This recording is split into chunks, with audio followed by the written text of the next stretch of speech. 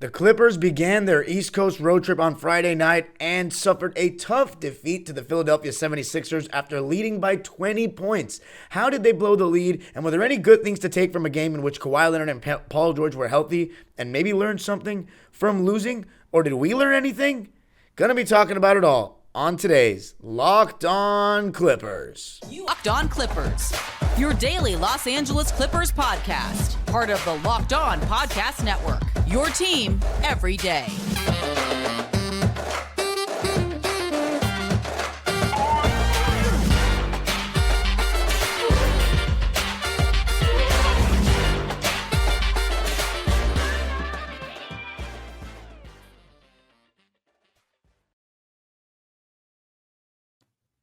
Yes, sir. You are locking in with the Clips. Thank you for making Locked On Clippers the first listen of your day, your team every day.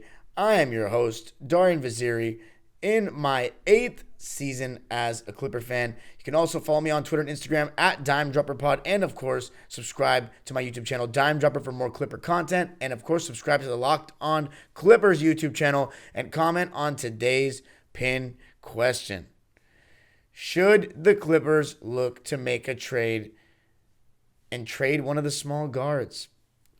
Or should they just take somebody out of the rotation? Because right now there seems to be a little bit of a logjam, and I think the minutes distribution was one of the biggest reasons the Clippers lost this game to the Philadelphia 76ers, along with a tough second half from just about everybody except for Kawhi Leonard off the top of my head.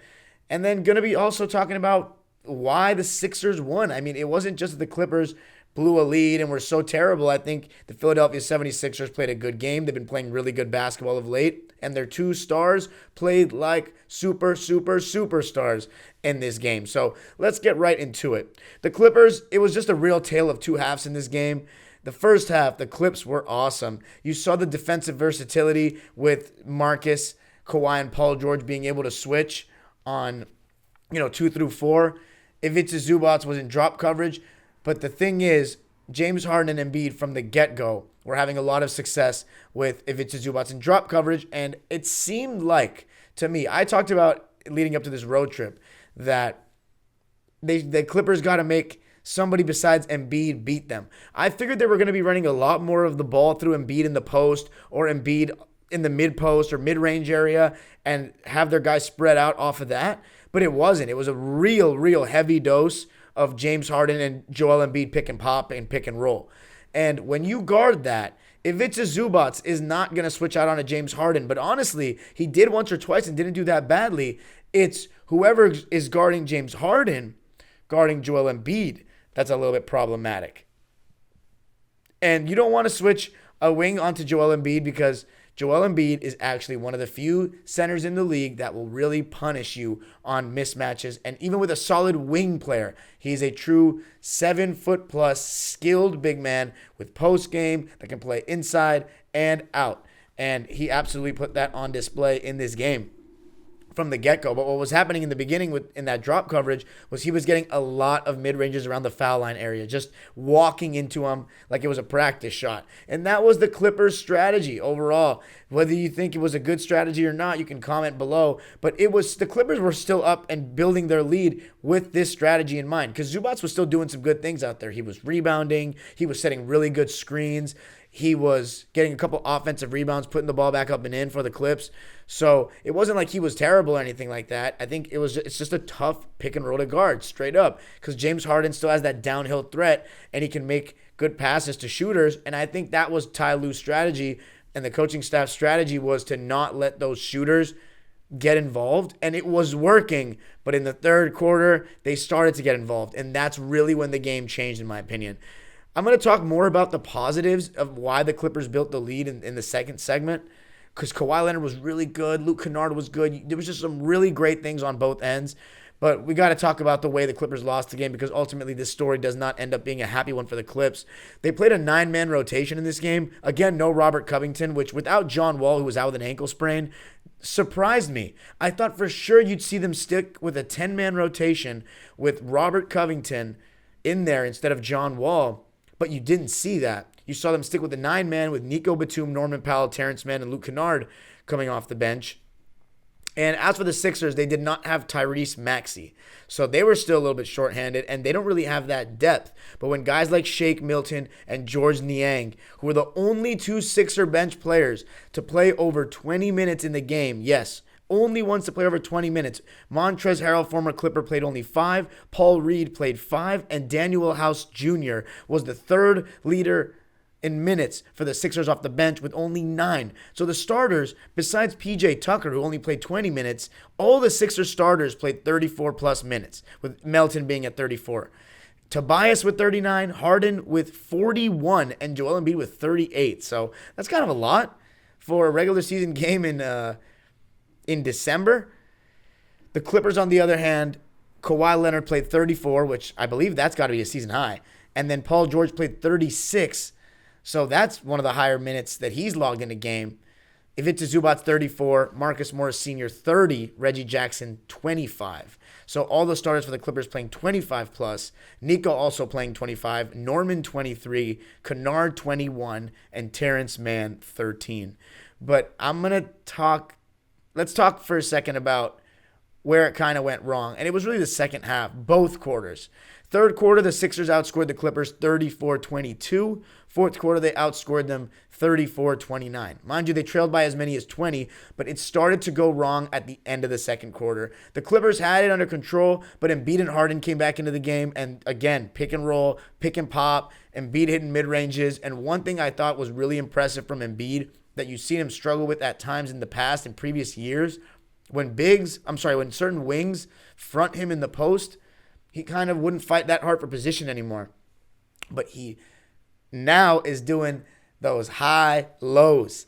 So when Nico Batum was fronting him in the post, he would open up the body, say somebody to flash to the foul line, tell someone to flash to the foul line, and they can change their angle and throw it right over the top. Because you have to step up if he's at the foul line. You don't want to leave an NBA player open for a foul line jumper because you're double teaming Embiid. And that is exactly what happens. And he was taking advantage of it and scored a couple of points off that. So credit to Embiid for countering Nico Batum fronting him, because sometimes Nico just fronts guys and they either just give up in the post or the entry pass will be poor. He'll steal it. But they were just all over the Clippers to end that second quarter, and they carried that momentum into the third quarter. And I think that the Clippers were very complacent in the second half, especially in the third quarter to start. I mean, they only scored 22 points, and I thought the ball got stagnant. I think when you watch the first half, Embiid was dropping on a lot of the pick and rolls, and Kawhi was feasting. Like, he was just getting in the mid-range area, bumping guys off his shoulder and knocking down these mid-ranges like they were layups. Paul George was getting blitzed occasionally, but he still got a couple of good looks from deep, and he was really cooking in the first half, Paul George, especially at the end of the first quarter when Kawhi was out. So in this game, you saw more of that stagger. Finally, you saw Kawhi and Paul George be staggered, which I said you're going to be seeing that down the line and in the playoffs. So you saw a glimpse of that, and I actually thought it did look pretty good. But the Clippers also lost the fourth quarter 34-29, and they did bounce back from the run that the Sixers made in the third quarter to end it. They had the game tied going into the fourth. But outside of Kawhi, who was still cooking in drop coverage until the Sixers started blitzing him and hedging hard.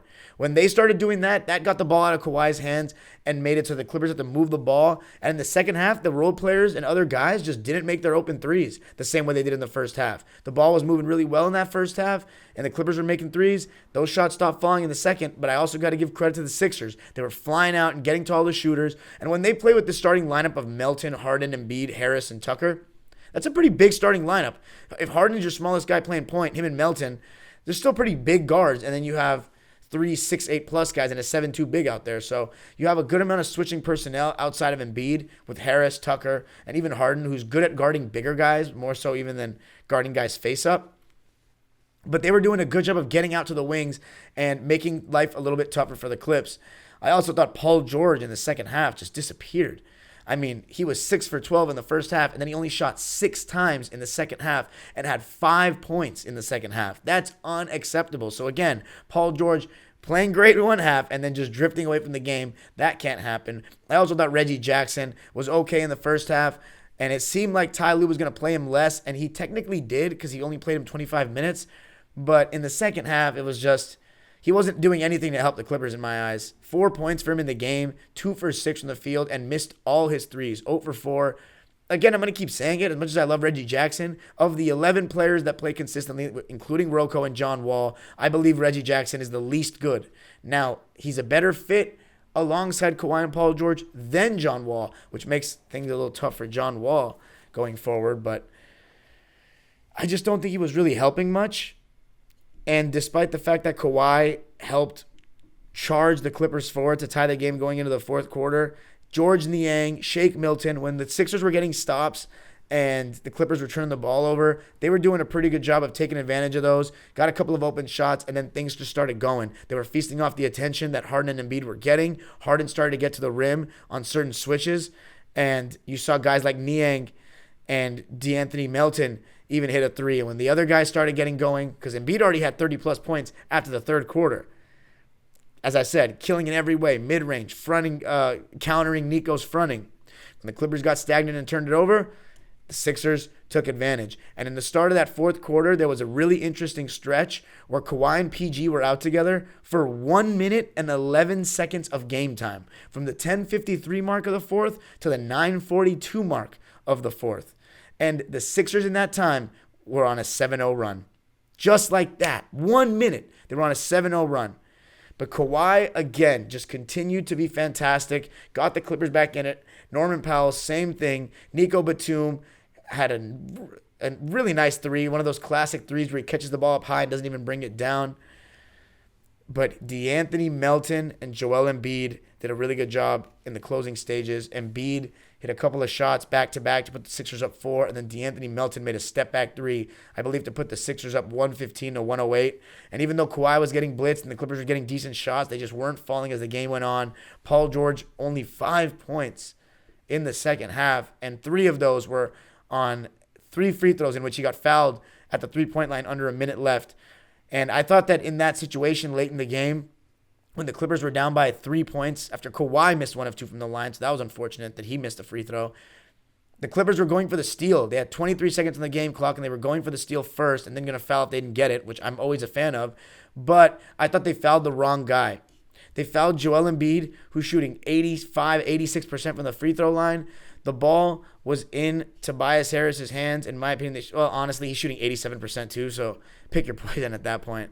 So never mind on that one. The Clippers fouled Embiid. They lost 119 to 114. The Sixers win it at the Wells Fargo Center. Clippers start off with a loss to begin the road trip. They're 19 and 15 now. Sixers are 19 and 12. And just so you understand the performances that the Clippers went up against tonight, James Harden with a triple-double, 20 points, 11 rebounds. Did it feel like he had 11 rebounds? Put it in the comments. Didn't to me. 21 assists. 21. And a lot of those were just on simple passes in the pick and pop to Embiid. Like, it was just so easy. But James Harden had a really good game. A 20, 11, and 21 game. Wow.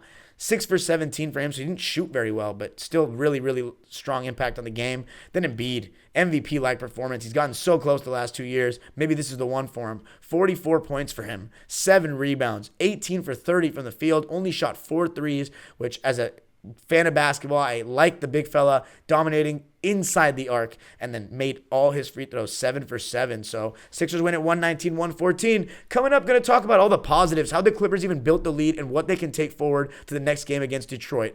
Going to be talking about that coming up. Did you know that driving high is considered driving under the influence? That's right. Driving under the influence of marijuana is against the law in every state, even in states where marijuana is legal. That means driving high could get you a DUI. And if you think law enforcement officers can't tell when you're driving high, you're wrong. Your friends can tell, your coworkers can tell, even your parents can tell. Everyone can tell. So what makes you think that law enforcement officers don't know when you're driving high? Driving under the influence of marijuana can slow your response time and change how you perceive time and speed. So even if you think you're fine to drive when you're high, you're not. Because the bottom line is, if you feel different, you drive different. And driving high is driving under the influence. So remember, drive high, get a DUI. Thank you for making Locked On Clippers your first listen every day. Make sure to check out Locked On Sports Today, the biggest stories around the sports world in 20 minutes or less, plus instant reactions, game recaps, and Locked On's Take of the Day. Locked On Sports Today, available on YouTube and wherever you get your podcasts. All right, let's talk about the positives to take from this game, why the Clippers got out to such a strong lead and why they were playing so well. I pointed down to, as I said in the first segment, on defense, they were just letting Embiid and Harden get all the shots and the ball every time. Like, I don't think Tobias was touching the ball for very much time at all. Like, I'd like to see time of possession. That he had time, that Tobias Harris, DeAnthony Melton had the ball in their hands. And PJ Tucker, too. It was just the Embiid and Harden show. And the Clippers were giving Embiid the mid-range. And, I mean, they kind of got burned as the game went on, for sure. When the small ball lineup was in, the Clippers, when Zubac was out, they went to the switch everything, even on Embiid. And that's when you saw guys like Nico, Kawhi, Paul guarding him. And he's still, again, elite 7'2" guys with skill. You can't guard him with one guy. And when you start to see at times in the second half, Embiid get double teamed. I remember vividly there was one play, kicked it out to Harden for the open catch and shoot three, and he hit it. But the Clippers in the first half, offensively, I thought they were taking advantage of Embiid in drop coverage. I thought Kawhi was doing an amazing job of getting to his mid-range, getting to his spots, and even in isolation, just catching it in the mid-post, turnarounds, 1-2 dribble, rise. I love watching that guy play. Like, I think even if he wasn't on the Clippers, he'd still be one of my favorite players to watch in the league because I love the areas in which he operates. It's very old school. It's very efficient, and he makes that mid-range look like a layup. You can say that about Embiid tonight too. But Kawhi does it it's not pick and pop. He's getting it off one-on-one. I mean, Joel Embiid had his fair share of one-on-ones today too, so I can't take that away from him. But Kawhi doesn't get as many of the easy mid-ranges as Embiid. He has to, really work for it. There was even this one play where he had Embiid switched on to him, and he crossed over right to left, created a little space, jumper. His three ball was also falling a lot better tonight, so he's getting much better in that department. His legs are coming back. He shot 2 threes tonight, and he made one of them. Kawhi just looked great, just absolutely great. And I thought that when the Sixers were in drop or try to take away Zoo's role, I think the Clippers did a really good job of getting the ball out to shooters. And when the Sixers would close out hard on those shooters, did an amazing job of driving and kicking, especially Luke Kennard. Marcus Morris had a good night from three. He was 3 for 7 from deep, but 3 for 9 overall. And you can argue he maybe played a little bit too much, kind of seemed to slow down in the... Actually, no, I was going to say he slowed down in the second half, but he did make some... I remember him making a big 3 in the second half as well. But at the end of the first quarter, when you saw the first stagger with Kawhi out, Paul George was going to work with the second unit, just hitting contested threes, just dancing, tween, pull over Melton. He was just having fun out there to end that first quarter with Zoo in the pick and roll. He was doing a good job. And PG was getting blitzed, and Kennard and various guys like Batum were making the right plays. Luke Kennard had a 4-point play, and then he hit another 3 in the left corner. And after that, the Sixers were closing out extra hard on him, and he got 2 straight assists, one to Senior, another to Paul George. And that was just great stuff from Luke Kennard, which makes it that much more confusing to me why Ty did not play him nor Norman Powell for the last 6.5 minutes of the game. And Norman Powell was awesome. He was part of the reason the Clippers got that 20-point lead. He came in and was instant offense, instant buckets, hit 2 straight threes, one from Luke, one from Kawhi, got to the basket, got to the foul line, hit shots in dribble handoffs in the pick and roll. There was one really nice shot he had going to his left. Norman Powell had 21 points, 4 rebounds, and 4 assists on 8 for 13 shooting and 2 for 5 from 3. The only critique I have for Norman, 3 for 7 from the line. He missed 4 of the 5 missed free throws by the Clippers. The only other one coming from Kawhi late in that game in the last minute. So if Norman Powell even hits 2 of those, he should be hitting at least 5 of 7 free throws. Then the Clippers have a different game at the end. But overall, I'm just kind of confused that Ty Lue... I thought for a second, I was like, I'm happy with the way Ty Lue's done this game rotation-wise outside of the Rocco thing because he's not going with Reggie too much. He's really making a statement that, look, I've realized that Reggie's not going to play much. But then Reggie comes into the game at the 6 or 7 minute mark, and he stays in the rest of the game with Marcus Morris. I don't think he warranted that. Luke Kennard and Norman Powell, I get it. They have to go out for a little bit of a rest. But after 3 minutes or so, put him back in for the last 3. One of them. I mean... it's mind-boggling to me. And I think Ty Lue, but I think the biggest, I don't know if you can put it on one thing, the reason why the Clippers lost this game. I think you got to give the Sixers credit as well. But I think the biggest one first is Paul George only had 5 points in the second half and was 1 for 6 in the second half. That's just unacceptable from him. Unacceptable. I know he just came back, but we've had this conversation so many times. And then just the overall stagnant nature and complacency from the team. I know that sometimes sounds cliche, but they simply took their foot off the gas, in my opinion. The intensity was just, they did not match Philly's intensity in the second half. And when you play a tale of two halves on the road, and that second half is the one that the home team plays well, you are often going to lose that game, especially a great sold-out crowd like Philly, who are very, I don't want to say they're very behind their team, actually, but they're very energetic and loud. And, yeah, the lineups, besides the Paul George thing, I thought the lineup thing was confusing. Like, I don't even want to blame Reggie Jackson for saying, oh, he was 2 for 6, didn't do much, and Marcus Morris was 3 for 9. Like, you can say that they were a combined 5 for 15 between the two of them. And they don't offer that much on defense either. Even though I thought in the first half they were both pretty decent defensively. Even Reggie was hustling over screens. But when Kennard is shooting, let me look right now. Oh, he only shot 2 for 6, but he was 2 for 4 from 3, had 8 points, 3 assists, and was plus 17, which funny enough was the highest plus minus of any Clipper. So again, does that mean he played the best of any Clipper? No. But that means that his 2 for 6 quote unquote inefficient, I mean that is not very efficient, but inefficient field goal percentage doesn't indicate that he had a bad game. I thought Kennard was really good when he was out there.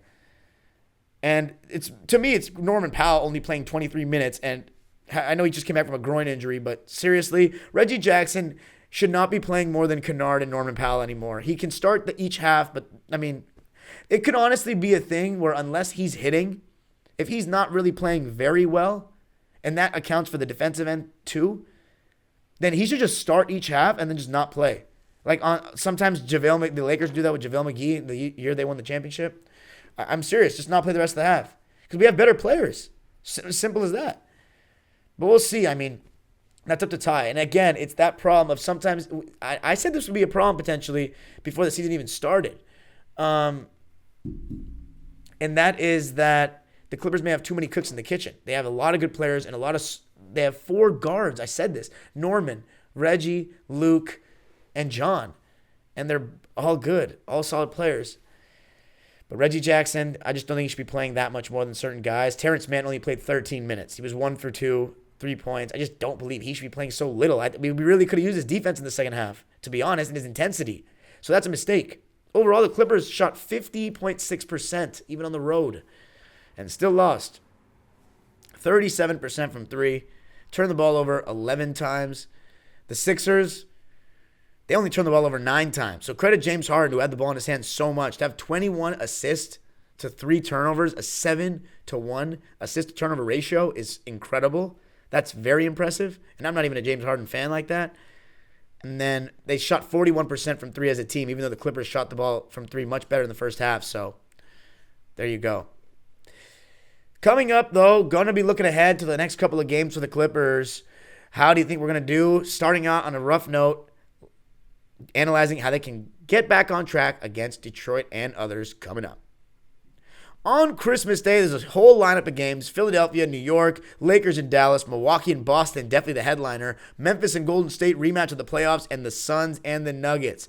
And the Warriors are going to be without Steph Curry, so the Grizzlies are minus 4.5, and I would take that absolutely. I think the Grizzlies will win and put on a show for everybody on Christmas. And if you want to bet on those games, you can go bet on betonline.net. It's your number one source for your sports betting info, stats, news, and analysis. Get the latest odds and trends for every professional and amateur league out there, from pro football to college bowl season to basketball and World Cup. We've got it all at betonline.net. If you love sports podcasts, you can even find those at betonline.net as well. We're always the fastest and easiest way to get your betting info. Head to the website today or use your mobile device to learn more.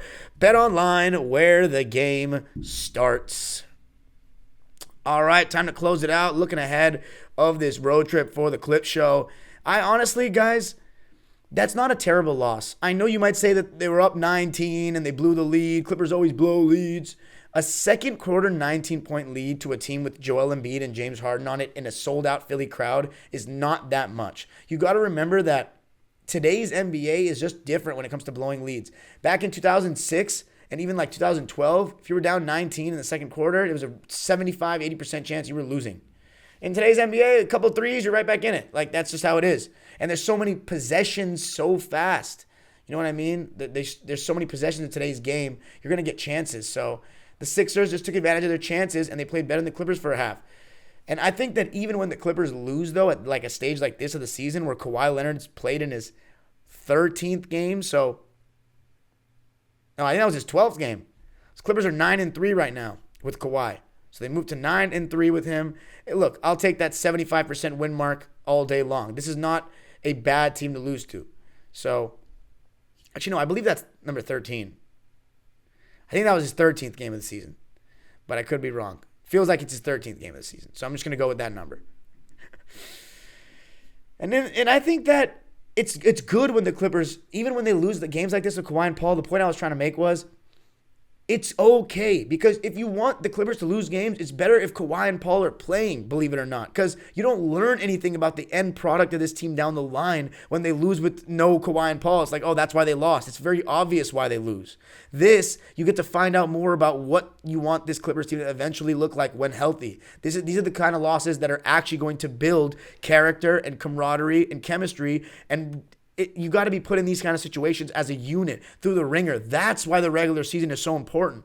I believe, though, that even though the Clippers will lose these kind of games in the regular season, if Kawhi and Paul are healthy, they will win even more, and that's why they're going to use the regular season as what it should be, a tool to gain rhythm and build habits for the playoffs while putting yourself in a position to make that journey to the championship that much easier with your route. Now, I know the Western Conference is very jumbled up right now, but I think if I had to tell Clipper Nation one thing right now, don't look at the standings. It's not even the All-Star break. One game at a time for the Clippers. It's so tight right now that a 3-4 game winning streak or winning 5 out of 6, 5 out of 7 games, you probably jump 3 seeds. So it's not a big deal if Phoenix and this team loses, Sacramento loses. Clippers will be fine. As long as Kawhi Leonard and Paul George are back, they will be okay. And Kawhi Leonard, like, that's the biggest thing is seeing the way he's been playing. I'd be so confident if I were the Clippers. I'm sorry, let's put it this way. If he stays healthy, we should be confident as fans because this guy's back. Like, he's straight up back. In this game, he dropped 28 points on 12 for 19 shooting. He also had 3 rebounds, which is pretty low for Kawhi, and 5 assists. But he was really solid. He started out making his first 4 shots. Marcus Morris had 11 on 3 for 9. Zubats had 7 points and 12 boards. He was all right, pretty good. 3 for 3. And then Paul George, 22 points, 7 for 18, 3 for 10 from deep. I just think he went too long between shot attempts in that second half. Norman Powell, 21 points on 8 for 13 shooting, and Nico Batum doing some really good things in that second half as well. 10 points for him. He continues to play well, which is a really good sign. He's in really good form right now. 3 for 5 from the field and 2 for 4 from deep for Nico. And going forward, Clippers got Detroit next. Got to win that game. They're playing really bad basketball right now, Detroit. No offense to any Pistons fans listening. They're not playing good basketball. Cade Cunningham's out for the season. It's a bunch of kids. They got to win that game. They beat them by only 5 points in L.A. on November the 17th. Well, a month later, let's beat them up a little bit. I think the Clippers will bounce back there, but you'll also be getting a nice special Christmas Eve pod as well. Remember to subscribe to Locked On Clippers and let me know, should the Clippers trade one of the guards, one of the 4, John, Norman, Kennard, or Reggie? Or should just one of them be benched? Let me know, because I think it's starting to become a problem. The same problem I anticipated before the season even began, when at first I said Marcus Morris was the odd man out, but I did have a fear the Clippers would be too small, and now it's coming to fruition if you play all those guys. Make sure to follow me on Twitter and Instagram at DimeDropperPod, and of course, subscribe to my own YouTube channel known as Dime Dropper. It was really nice to be back in the building on Wednesday and see so many people that said they enjoyed the show and all that. I really appreciate those that come up and say that to me. It really means the world, and it just doesn't get old. And people are like, I don't want to bother you. It's like, dude, you listen to Locked On Clippers, like, I ain't nobody. I'm a fan like you. So it's very humbling to hear that. Thank you so much, you guys. Best fans in the world. We'll be back against Detroit. Going to get another win. It'll be our 20th this season. You can count on it. You know the age-old proverb, go Clippers.